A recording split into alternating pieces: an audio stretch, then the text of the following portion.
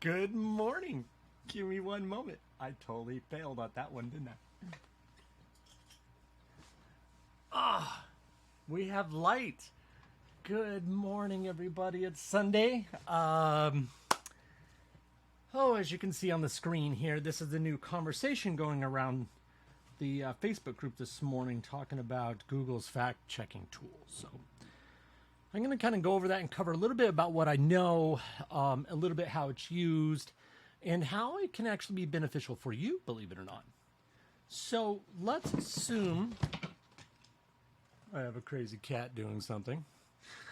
Let's assume you, let's look up someone like Michael Jordan, okay? So let's drop Michael Jordan here. We kind of went through this earlier. Now notice it and sees other people. So these are checking known entities of famous people, businesses, whatever, anything that's actually been registered as a fact. I keep looking at the mic thinking the camera's over there. Okay, so let's look up at Michael Jordan. So we'll see some stuff here. So these are people in the past that have used this tool. And so these are facts that have been registered. And you'll see these are the things that they're claiming, what's doing it. The main topic is Michael Jordan, who they're working with, not working with, and what they're claiming is a fact or isn't a fact. Okay? So you can find some good information. It's a quick way to find some research if you're trying to find something about let's find something else. Let's see. Coke. Let's check up Diet Coke. There we go. So, interesting. You can find some things that are actually as fact. If you're trying to make a claim or you're looking for something, some really cool data that may or may not be known or even questionable, this gives you a way that you can cite that, quote it, do whatever, and find your source this way, okay? So it doesn't end there. So the markup tools, what's interesting. So this shows some of the things that you have on your Google Search Console. It only works if you have a Google Search Console because it's verified who you are. And we're going to create a fact for this article I did that, what is a water heater that we did for early on in the lessons. And this is basically what it does. This is what it asks you to do. And yes, this is required by Facebook. They came up with the fact check schema. And so that's what this does. It builds for them. And so basically you just put your organization name, what have you. You put your date. What is your claim? I don't want to go into political things or anything like that, but you can ask something about a political leader, ask something, whatever the claim is, or let's say there's a new technology. You can say that this is the patent holder, the first company, the whatever. Someone makes a claim they were a founding member of a band or anything like that. You can put that here. Put in all your good stuff. Where did it originally claim? So here's something that's interesting. Not only are you having your main thing here, you're quoting the source where you're getting that information from. So it helps, but there's a downside to this. I don't really know if there's a negative. I don't know if you get marked or there's rumors. Only rumors. I haven't verified. I've spoken to a couple people. But there could be some consequences because this is verified who you are and you are making these claims on your data. My concern here is that if you quote something or say something and you use this tool and it turns out it's false, does that flag you as an entity?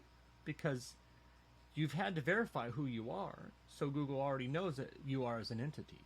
So does content you write on for clients or anything else where you are listed as the author for Schema, will that have a negative consequence upon you, your client, or any other sites that you're attached to?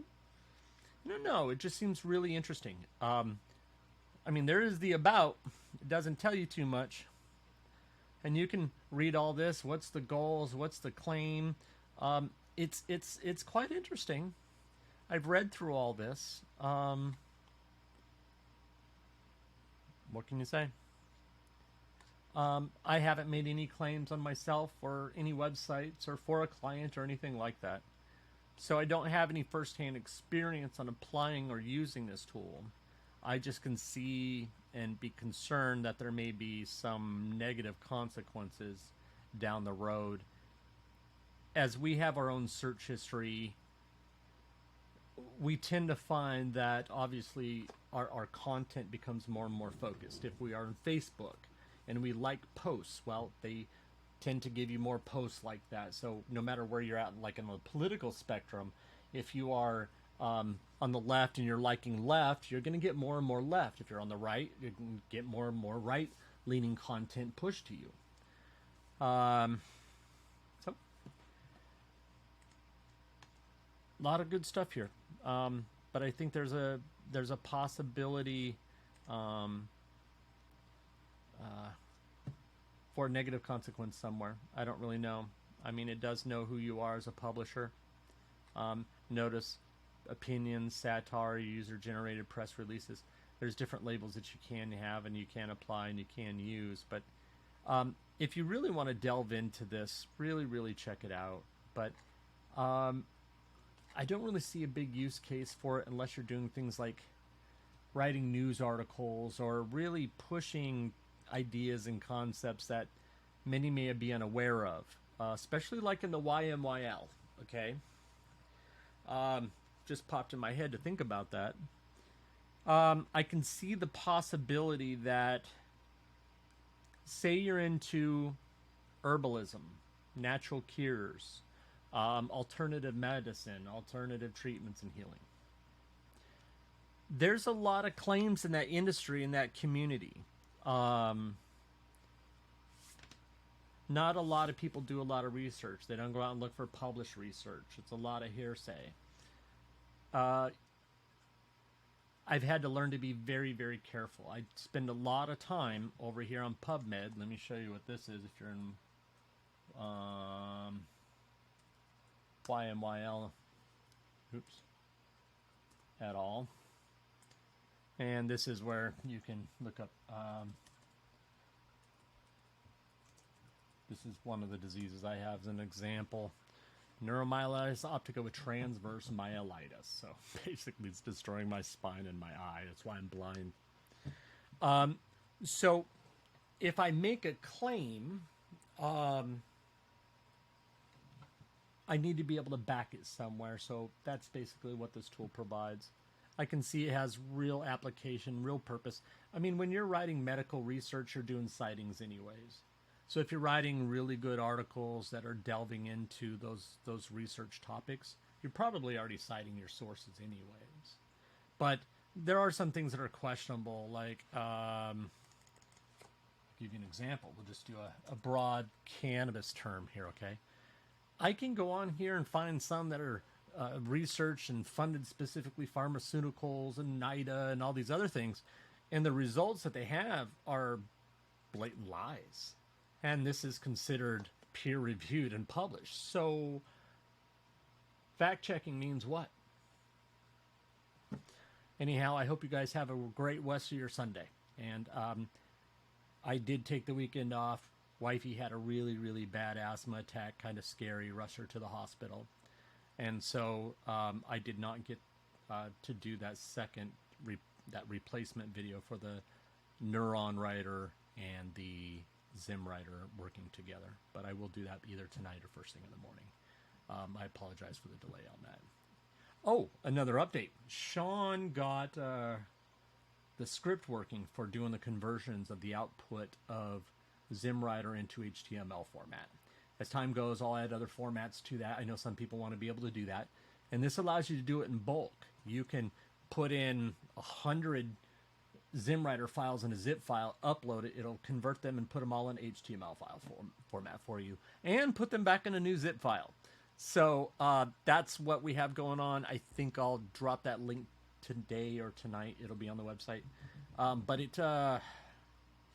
I have a couple little things left to fix in the code. I guess something else popped up, whatever. So I'll try and knock that out today. It is Sunday. I've got, still personal life things to do on the weekend. But yeah, like, share, subscribe, do all those cool things. I don't know if you guys know, I actually have an affiliate program on the course site.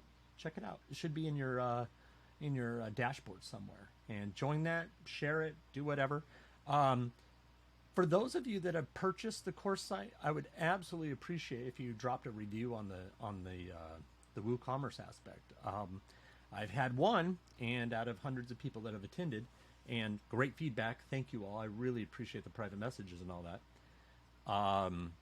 But I would definitely like some comments and likes and reviews and stars on there. Kind of help me out on Google. What else? If you like what I do, share a link somewhere. All those backlinks help us. We all know that. Anyhow, anything else? Anything else? Oh, yeah. That'll wait. Got another surprise coming.